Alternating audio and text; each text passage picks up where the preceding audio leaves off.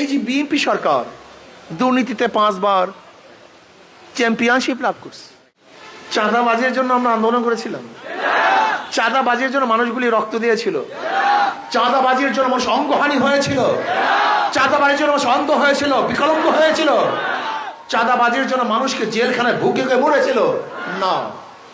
স্বাধীনতা অর্জন করার জন্য, বৈষম্য দূর করার জন্য, শান্তি পাওয়ার জন্য, মানুষকে অধিকারকে ফিরিয়ে দেওয়ার জন্য, আমার মা বোনদের ইজ্জতকে রক্ষা করার জন্য, প্রত্যেকটা ক্ষুধার্ত মানুষের পেটের মধ্যে খাদ্য দেওয়ার জন্য, বস্ত্রহীনকে বস্ত্র দেওয়ার জন্য, যারা চিকিৎসাহীন ধুকে ধুকে মরছে তাদেরকে চিকিৎসার ব্যবস্থা করার জন্য, প্রত্যেকটা মানুষ স্বাধীন থাকবে, মুক্ত বাতাসে ঘুরবে, অধিকার থাকবে মুখের, অধিকার থাকবে লেখার, অধিকার থাকবে হাঁটার চলার, চালা থাকবে না, গুন্ডামি থাকবে না, বদমাশি থাকবে না। ইতিহাস থেকে শিক্ষা গ্রহণ করুন। যারা আজকে ক্ষমতা যাওয়ার চিন্তা করছে, এরা ক্ষমতায় ছিল না তা না, ছিল, কিন্তু খুঁজে দেখেন তারা কি করেছে। মোল্লা দ্বিতীয়বার কিন্তু বেলতলায় যায় না। যারা চাঁদাবাজি করছে, দেশকে লুট করছে, খুন করছে, ধর্ষণ করছে, অবিচার করছে, অত্যাচার করছে, তাদের ক্ষমতায় দেওয়া যাবে না। সংস্কারের আগে যদি নির্বাচন দেওয়া হয়, সেই নির্বাচন প্রস্তাবিত নির্বাচন হবে, নিরাপত্তা নির্বাচন হবে না। সহজ কথা, নির্বাচন আঞ্জাম দিবে কারা? প্রশাসন। প্রশাসন কি সংস্কার হয়েছে? এখনো কি পুলিশের অ্যাক্টিভিটিস বেড়েছে? তা নির্বাচনটা দিবে কে, করবে কে? আবারও তো দখলদারি হবে, আবারও খুন খারাপই হবে, আবারও দখলদারি নির্বাচন হবে। এই নির্বাচন আমরা চাই না। আমরা নির্বাচন চাই নিরপেক্ষ নির্বাচন, প্রশ্নবিদ্ধ নির্বাচন আমরা চাই না। এর জন্য সংস্কারের আগে নির্বাচন দিলে সেই নির্বাচন টিকবে না, প্রশ্নবিদ্ধ নির্বাচন হবে, সেই নির্বাচন আমরা চাই না। শেখ হাসিনা 16টা বছর জুলুম করেছে, অত্যাচার করেছে, অবিচার করেছে। আবার মানুষ বৈষম্য বিরোধী আন্দোলনের জন্য ঝাঁপিয়ে পড়ছে। কেউ গোপনে ছিল, কেউ ওপেনে ছিল। যারা গোপনে ছিল তাদের জন্য একটা সুযোগ ছিল, যদি হারতো তাহলে বলতো আমরা নাই। কিন্তু আমরা যারা ওপেনে ছিলাম আমাদের কোনো সুযোগ ছিল না। কথাটা বুঝাতে পারিনি। যারা গোপনে ছিল তারা বলতো আমরা এই আন্দোলনে নেই, আমরা সংগ্রামে নেই। যেরকম বিএনপি আগেই ঘোষণা দিয়েছিল এই আন্দোলনের সাথে আমরা সম্পৃক্ত না। আপনারা দেখেছেন যে জুলাইয়ের 18 তারিখ এবং 24 তারিখ ফখরুল ইসলাম আলমগীর সাহেব বলেছেন এই আন্দোলনের সাথে আমরা সম্পৃক্ত না। আবার অনেকে মিটিংও করেছিল, এমনকি আগস্টের 3 তারিখ 4 তারিখ অনেকে মিটিং করেছিল। যাই হোক, আমি নাম বলবো না। অনেকে আওয়ামী লীগের সাথে 3 তারিখ 4 তারিখ মিটিং করেছিল। কেউ গোপনে ছিল, কেউ নেপথ্যে ছিল, লেকিন আমরা কথা বলে থাকি, আমরা রাস্তায় ছিলাম, আমরা ওপেনে ছিলাম, আমরা ঘোষণা দিয়েছিলাম আগামী 5 তারিখ জনগণের গণভবন জনগণ দখল করবে। আল্লাহর কি কৃষ্মা, 4 তারিখ শাহবাগে ঘোষণা দিয়েছিলাম, আপনার বক্তৃতা করে দেখেছেন। 4 তারিখ বিকালে শাহবাগে ঘোষণা দিয়েছিলাম 4 আগস্ট যে আগামীকাল এই জনগণের গণভবন জনগণ দখল করবে। আল্লাহর কি কৃষ্মা, 5 তারিখ দখল হয়েই গেছে। নাহমাদু ওয়া সাল্লি আলা রাসূলিহিল কারীম, আম্মা বাদ। ফাআউযু বিল্লাহি মিনাশ শাইতানির রাজীম, বিসমিল্লাহির রহমানির রহিম।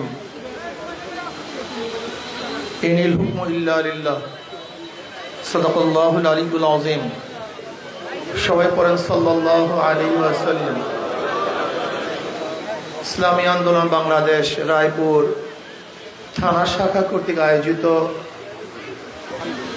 আজকে সম্মেলনে সম্মানিত সভাপতি, সেরে তাজ সম্মানিত ওলামায়ে কেরাম, সর্বস্তরের ইসলাম প্রিয় দেশপ্রেমিক ভাইয়েরা আমার,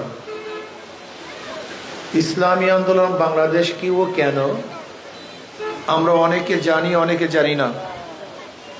ইসলামী আন্দোলন বাংলাদেশ নিছক শুধু দেশ, দল এবং নেতা পরিবর্তনের কোনো সংগঠনের নাম নয়। ইসলামী আন্দোলন বাংলাদেশ বিশ্বাস করে শুধু দেশ, দল এবং নেতা পরিবর্তনের মাধ্যমে মানুষের শান্তি মুক্তি আসতে পারে না। এই দেশ বারবার পরিবর্তন হয়েছে।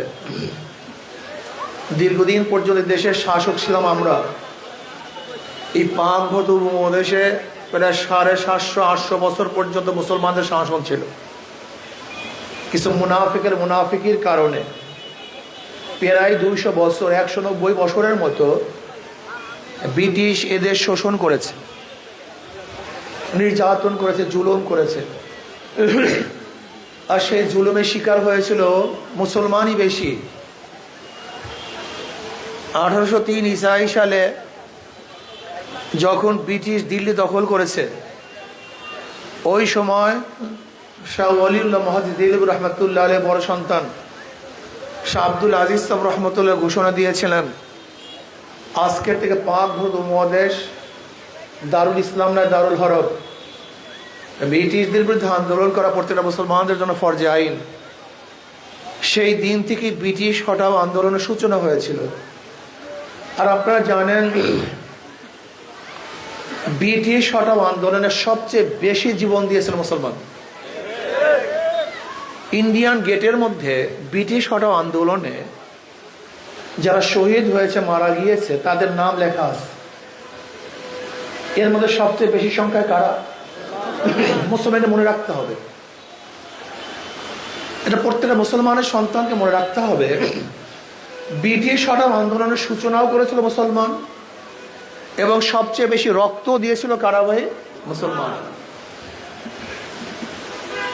আন্দোলনের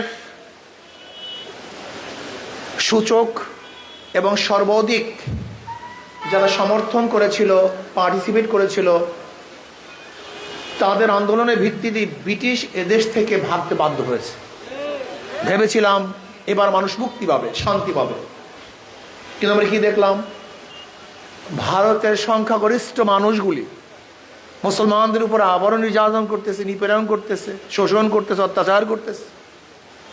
মুসলমানরা চিন্তা করছে মুসলমানদের জন্য আলাদা ভূখণ্ডের প্রয়োজন, এক দেশের প্রয়োজন। আর মুসলমানদের আন্দোলনের ভিত্তিতে পাকিস্তান নামে একটা দেশ আমরা অর্জন করেছিলাম।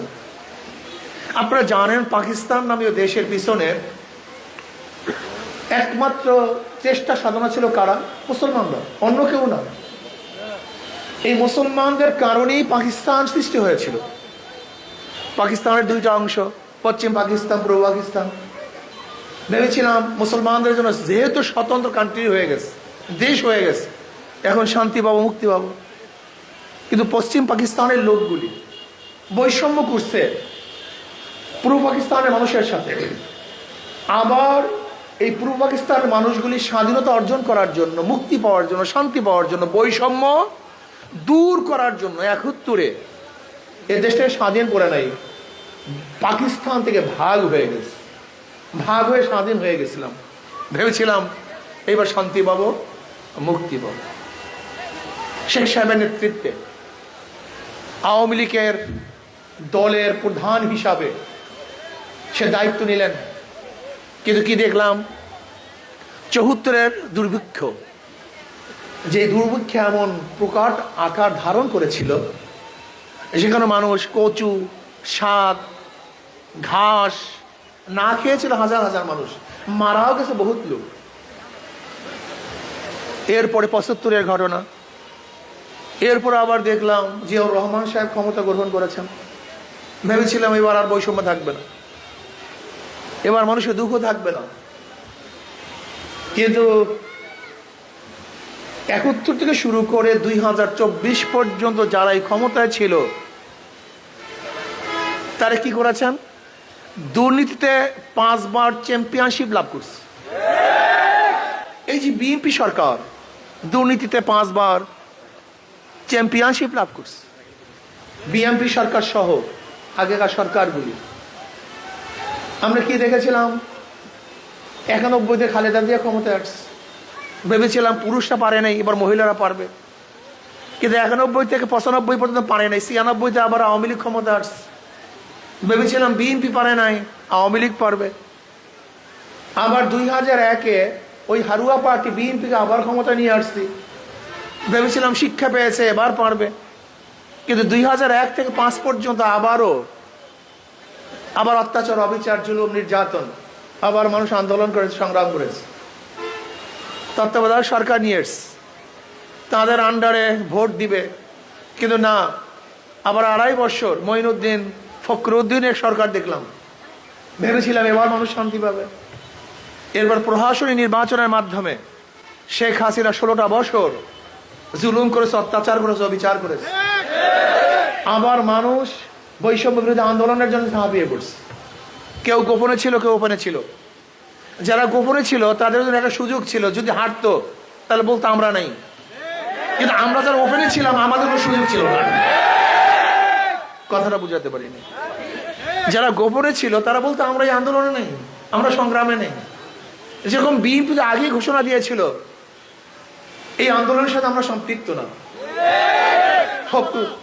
আপনারা দেখেছেন যে জুলাইয়ের 18 তারিখ এবং 24 তারিখ ফখরুল ইসলাম আলমগীর সাহেব বলেছেন এই আন্দোলনের সাথে আমরা সম্পৃক্ত না।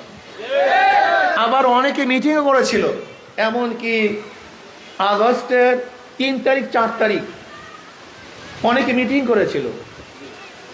যাই হোক, আমি নাম বলবো না। অনেকে আওয়ামী লীগের সাথে 3 তারিখ 4 তারিখ মিটিং করেছিল। কেউ গোপনে ছিল, কেউ নেপথ্যে ছিল, লেকিন আমরা কথা বলে থাকি, আমরা রাস্তায় ছিলাম, আমরা ওপেনে ছিলাম, আমরা ঘোষণা দিয়েছিলাম আগামী 5 তারিখ জনগণের গণভবন জনগণ দখল করবে। আল্লাহর কি করিশ্মা, 4 তারিখ শাহবাগে ঘোষণা দিয়েছিলাম, আপনার বক্তৃতা করে দেখেছেন। 4 তারিখ বিকালে শাহবাগে ঘোষণা দিয়েছিলাম 4 আগস্ট যে আগামীকাল এই জনগণের গণভবন জনগণ দখল করবে। আল্লাহর কি করিশ্মা, 5 তারিখ দখল হয়েই গেছে। আল্লাহ না করুক যে সাকসেস না হতাম, তার আমাদের অবস্থাটা কি হইতো বলেন তো? সবাই তো ব্যাস তালে আর মিঠাই মিলা যাইতো, কিন্তু আমাদের অবস্থা কি ছিল? আমরা তো কাবাবের হাড্ডি, মিলার কোনো কায়দা নেই।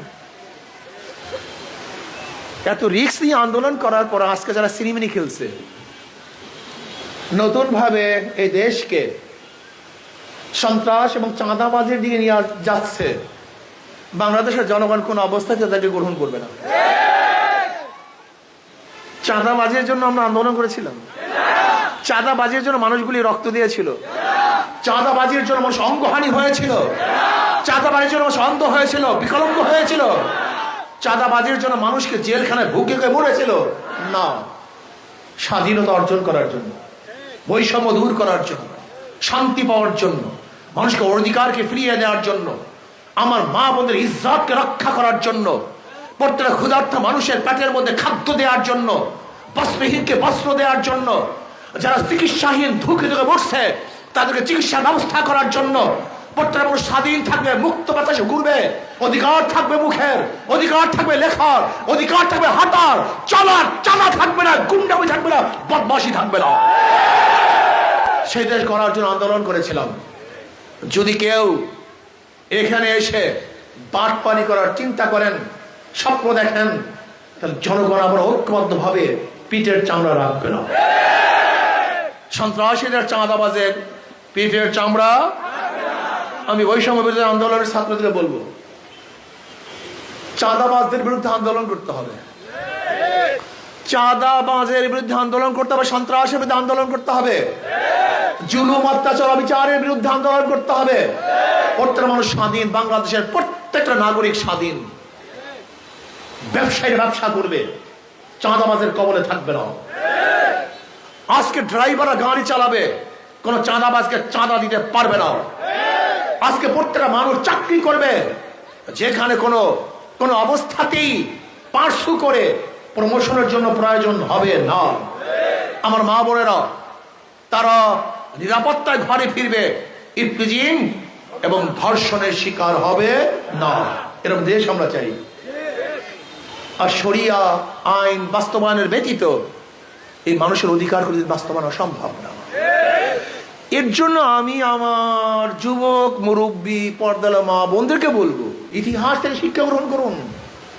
যারা আজকে ক্ষমতা যারা চিন্তা করছে, এরা ক্ষমতায় ছিল না তা না, ছিল, কিন্তু খুঁজে দেখেন তারা কি করেছে। মোল্লা দ্বিতীয়বার কিন্তু বেলতলায় যায় না। যারা চাঁদাবাজি করছে, দেশকে লুট করছে, খুন করছে, ধর্ষণ করছে, অবিচার করছে, অত্যাচার করছে, তাদের ক্ষমতায় দেওয়া যাবে না। যারা আদর্শবান, নীতিবান, চরিত্রবান, খোদার ভীরু, এদেরকে যদি ক্ষমতায় বসান তাহলেই মানুষ শান্তি পাবে, মুক্তি পাবে। সংস্কারের আগে যদি নির্বাচন দেওয়া হয়, সেই নির্বাচন প্রশ্নবিদ্ধ নির্বাচন হবে, নিরাপত্তা নির্বাচন হবে না। সহজ কথা। নির্বাচন আঞ্জাম দিবে কারা? প্রশাসন। প্রশাসন কি সংস্কার হয়েছে? এখনো কি পুলিশের অ্যাক্টিভিটিস বেড়েছে? তা নির্বাচনটা দিবে কে? করবে কে? আবারও তো দখলদারি হবে, আবারও খুন খারাপি হবে, আবার দখলদারি নির্বাচন হবে। এই নির্বাচন আমরা চাই না। আমরা নির্বাচন চাই নিরপেক্ষ নির্বাচন, প্রশ্নবিদ্ধ নির্বাচন আমরা চাই না।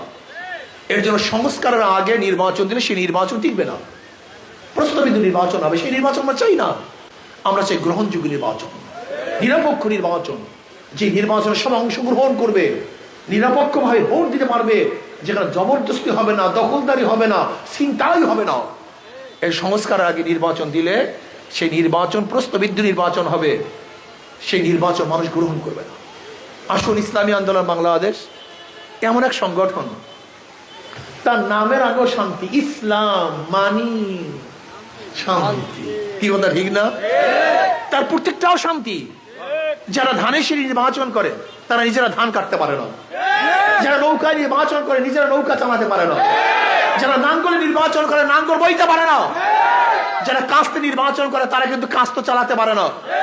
যারা কুঠা নিয়ে নির্বাচন করে লাকড়ি ফাটতে পারে না। যারা গরুর চাকা নিয়ে নির্বাচন করে গরুর গাড়ি চালাতে পারে না। কিন্তু ইসলামী আন্দোলন বাংলাদেশে এমন এক প্রতীক, যারা হাত পাখা নিয়ে নির্বাচন করে তারাও চালাতে পারে, যারা সাপোর্ট করে তারাও চালাতে পারে। হাত পাখা এমন এক প্রতীক, কাউর প্রতীক শোয়ার সময় বুকের উপরে থাকে না, না নৌকা থাকে, না ধানি শীষ থাকে, না নাঙ্গল থাকে, না দাড়িপাল্লা থাকে, কিন্তু হাত পাখা এমন এক নির্বাচন, এমন এক মার্কা যেটা ঘুমের সময় মানুষের কলিজার সাথে থাকে। এই প্রতীকটা হলো শান্তির প্রতীক। আমি বিশ্বাস করি ইসলামী আন্দোলন বাংলাদেশের নামের সাথেও যেরকম শান্তি, তার প্রতীকের মধ্যেও শান্তি।